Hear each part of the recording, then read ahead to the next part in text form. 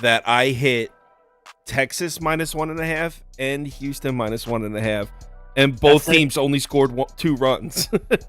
That saved my night. I know. I had them both on the run line plus the parlay. Yeah, I remember that. No, I had, that saved me too. I still finished in the red, but it was close. If the D-backs won, I would have been an awesome night. Would have been in the green. The community parlay would have finally hit, but unfortunately it didn't. We're live, by the way. Good morning, everybody. Happy Wednesday to all. Yesterday was all right. I mean, I finished in the red. I actually think you guys probably heard what I was saying. I finished in the red because the D-backs blew that lead. If they won, I would have had a winning day, and the community parlay would have finally hit, but whatever. Move on to today. There's 15 games. We're just going through the day games right now. There's only 6 of them, and I passed on a few of them, so let's just get into it and see where we're at. Welcome to the source. The source.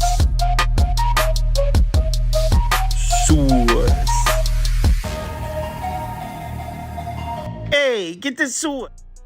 Someone said nice hit last night, Toast. Did you give out a parlay? Are they talking about Texas Houston? Is that what they're talking about?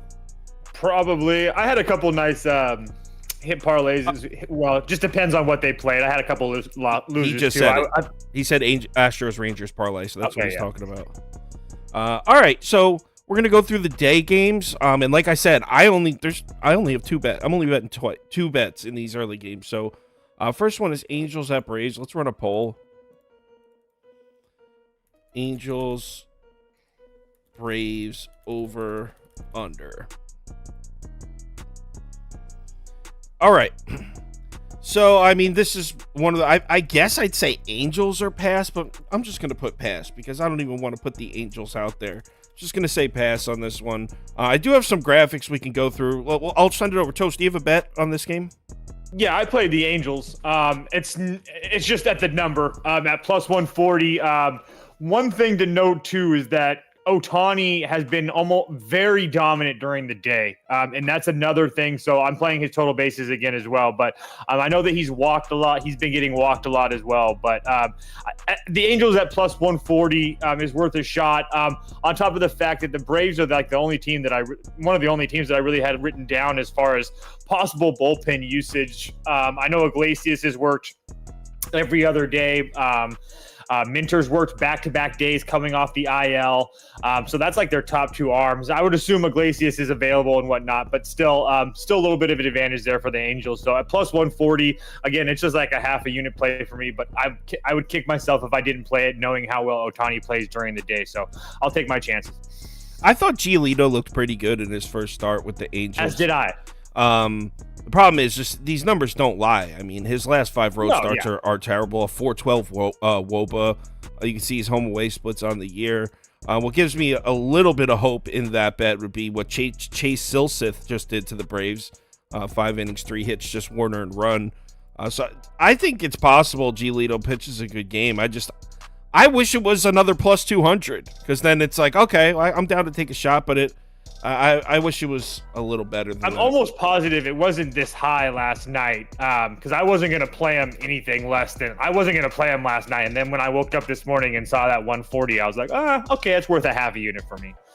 Let's see what the polls think, and our community's on the Braves, as always. 55% of our viewers betting Atlanta, 27% betting the Angels, 11% over, 5% under. All right, let's move on to the second game, which is Detroit at Pittsburgh.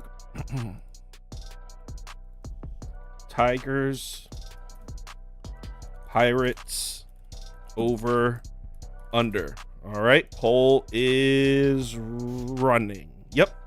Okay, so this is one of my bets, and it's a little bit on the square side, but I'm taking the Tigers money line at minus 120.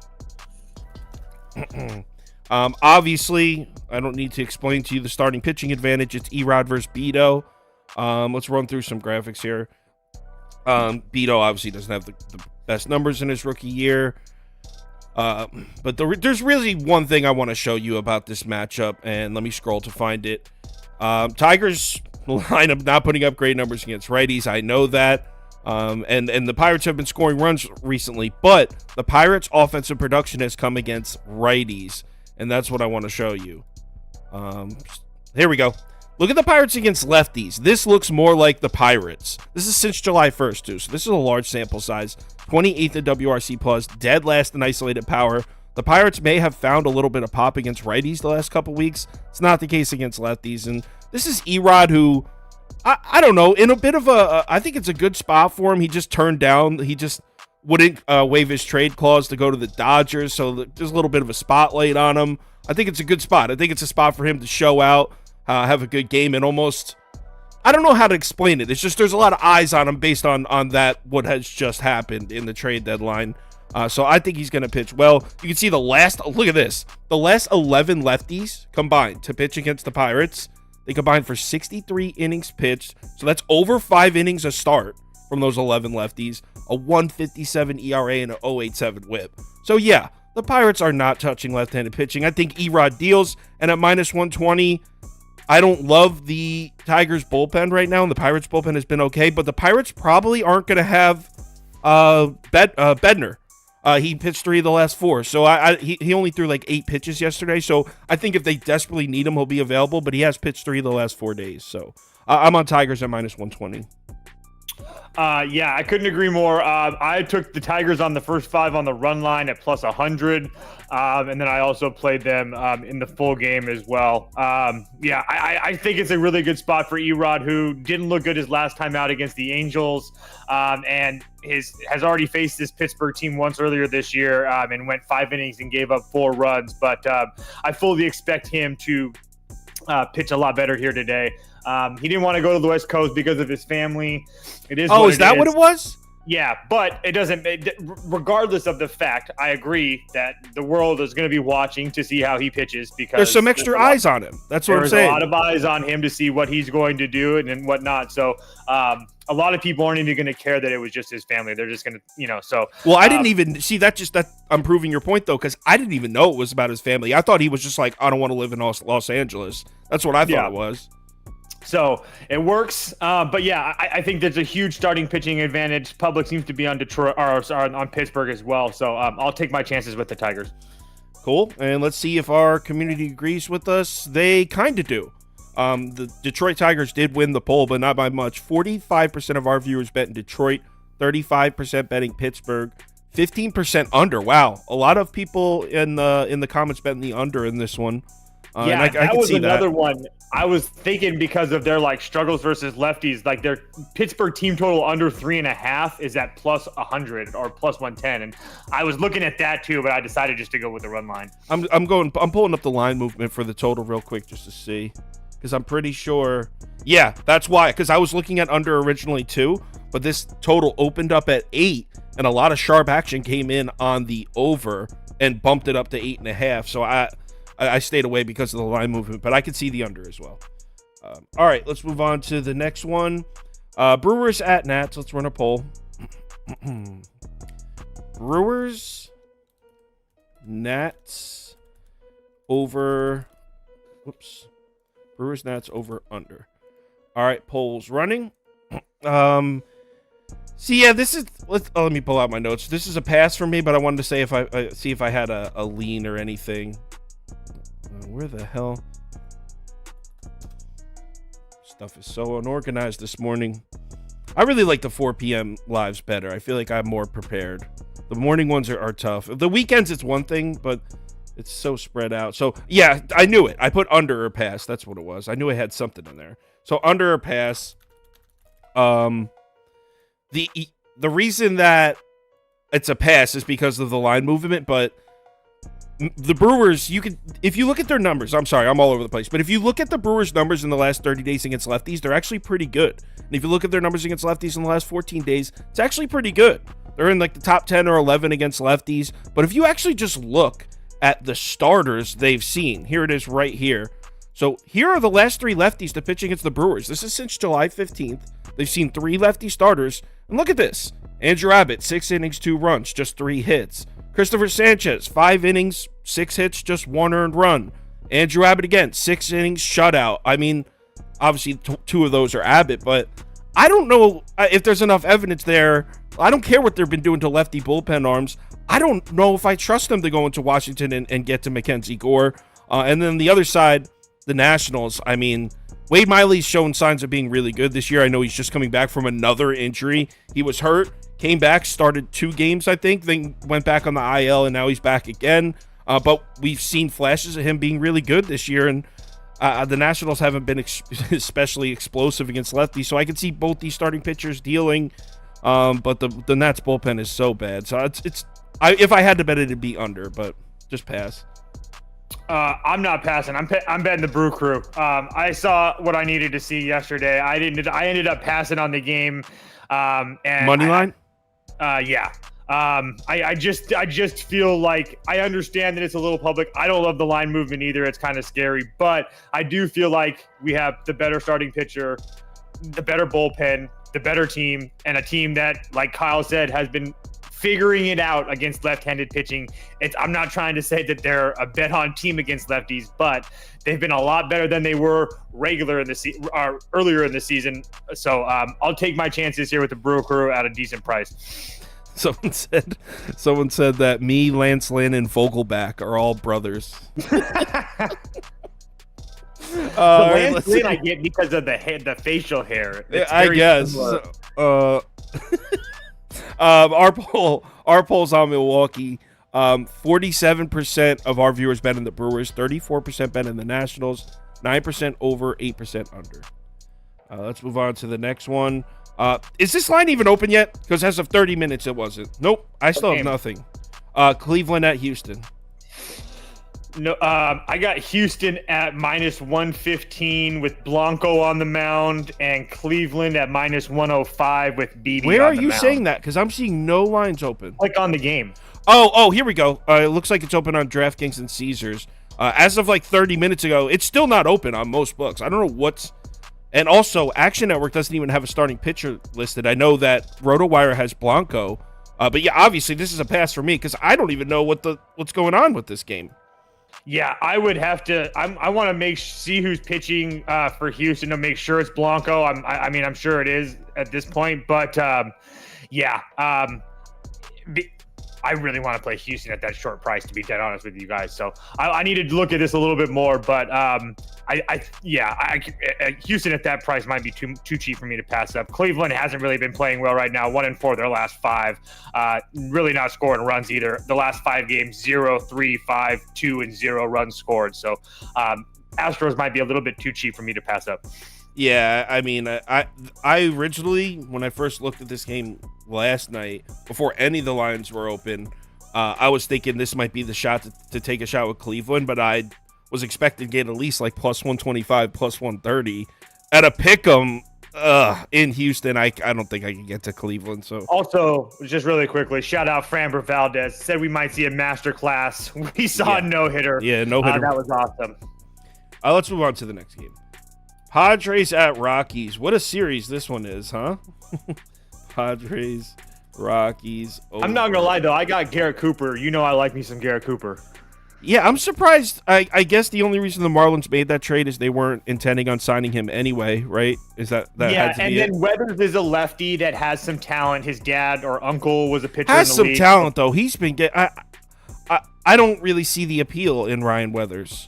Because you're looking at it from a a gambling perspective. They see it as a lefty arm that has talent that they might be able to fix with it, and then they're selling a guy that they're not going to keep anyway. Yeah. Okay. The Marlins can teach guys how to pitch, they feel. All right. So anyway, Padres at Rockies.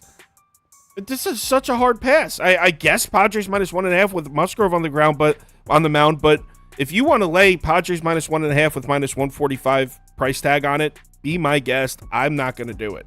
And I won't bet the Rockies here against Musgrove. Yeah, so after that Mets debacle last night, but I took like the 2 most embarrassing teams. I took the Padres and the Mets money line parlay at +120. Nothing big.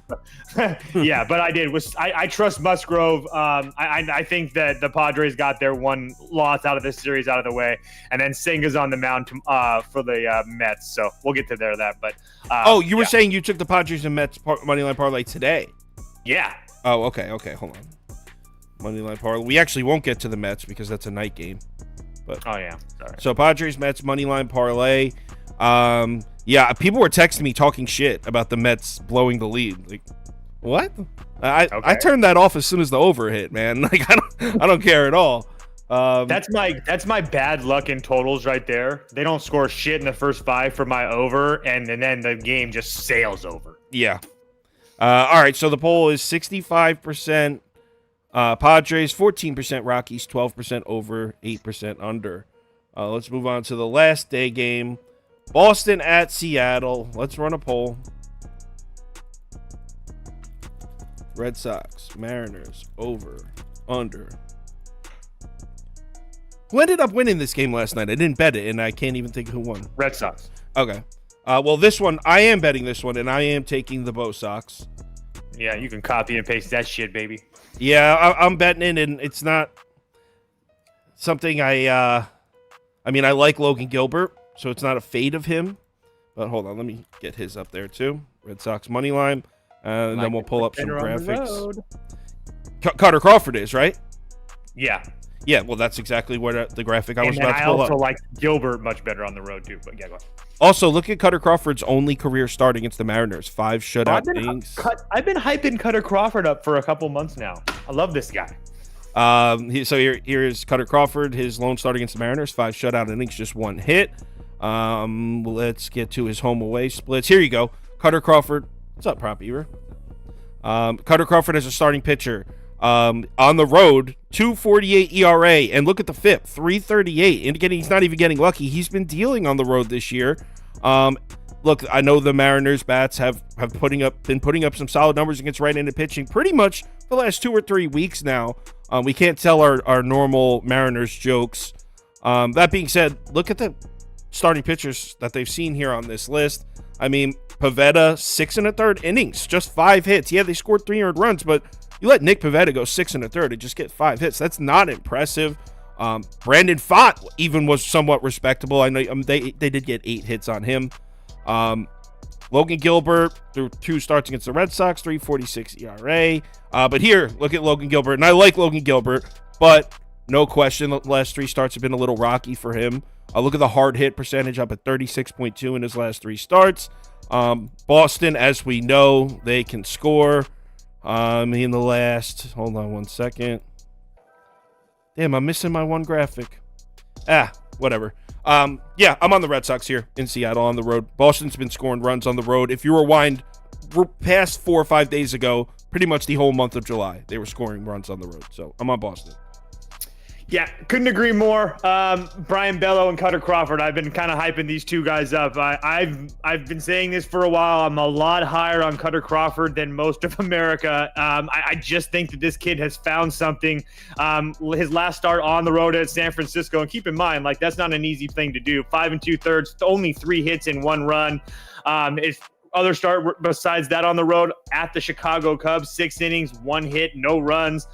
Did have 4 walks in that game, but that was like an outlier performance for him as far as walks. On the road in Toronto, 5 2/3 innings, 3 hits, 2 runs. So Minnesota, 5 innings, no runs. The White Sox, 5 innings, 4 runs. I mean, so nothing but good things with their Cutter Crawford. And then for Logan Gilbert, like, I love Logan Gilbert. Like, especially on the road. If you're going to give me Logan Gilbert close to even money, anything like that, I'm going to take it. But at home, he just really hasn't had the same success. Toronto hit him up pretty hard. Minnesota hit him up pretty hard. I mean, they only scored 2 runs, but they had 7 hits through 5 innings. I mean, that's going to indicate that if that keeps happening, they're not going to have 2 runs after that very many times. And then the start at home before that against the Nationals, 6 innings, another 8 hits and 4 runs. So on top of the fact that I just don't know what to think of this Mariners team right now, I thought after selling yesterday, I know they kept Teoscar Hernandez, but with the closer out, with Sewald going and stuff, I just don't trust this Mariners team right now.